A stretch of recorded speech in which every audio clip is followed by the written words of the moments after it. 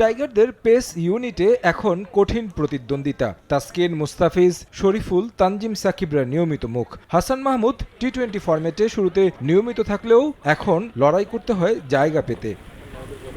সামনে সংক্ষিপ্ত সংস্করণে বিশ্বকাপ, তার আগে বিপিএল, নিজের অঞ্চল নোয়াখালী এক্সপ্রেসের সরাসরি সাইনিং। নিজের সেরাটা দিতে মুখিয়ে এই বোলার বিশ্বকাপ নিয়ে না ভেবে বরং বিপিএলে এবারের সিজনে হতে চান সেরা উইকেট শিকারী। আমি আমার নোয়াখালী টিমের জন্য আমি সর্বোচ্চ দিতে চাই। আমি চাই যে আমরা মানে নিজেদেরকে এমন জায়গায় নিতে চাই যে যারা চ্যাম্পিয়ন ওই ওই ওই পর্যায়ে নিতে চাই, যে চ্যাম্পিয়ন হব, এরকম একটা মেন্টালিটি নিয়ে নামতে চাই বিপিএলে। আমার জায়গা থেকে আমি আমার বেস্টটা দেওয়া, যে হাইস্ট উইকেট টেকিং বা যে কোনোভাবে হোক নিজেকে টপ 5 বা টপ 3 এর মধ্যে রাখার চেষ্টা করব।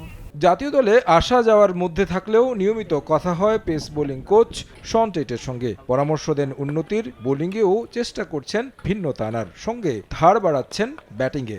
শন টেটের সাথে অনেক আলোচনা হয় টি-20 বোলিং নিয়ে, আমাদের ডেথ ওভার নিয়ে স্পেশালি ওর সাথে অনেক কাজ করা হয়েছে।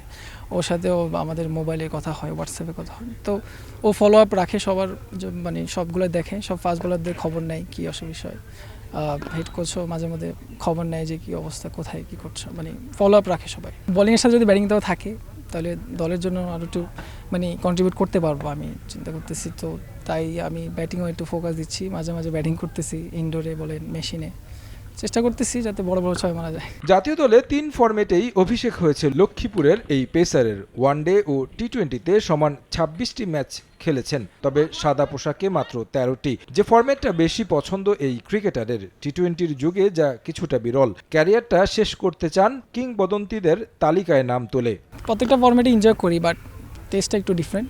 ওটা আমার খুবই পছন্দের একটা ফরম্যাট, বাট ওডিআই বলেন, টি-20 বলেন, ওগুলো আমার কাছে খুবই ভালো লাগে। আমার ডমিনেটিং একটা মাইন্ড কাজ করে ওইখানে।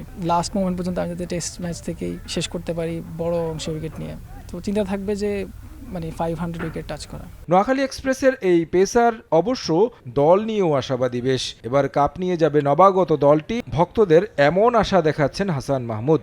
টিম আলহামদুলিল্লাহ খুব ভালো টিম করছে স্যার, আর যেহেতু আমাদের ঘরের টিম নোয়াখালী, তো প্রত্যাশা অনেক থাকবে যে আমরা অবশ্যই চ্যাম্পিয়নের চিন্তা চেতনা সেটা নিয়ে মাঠে নামবো।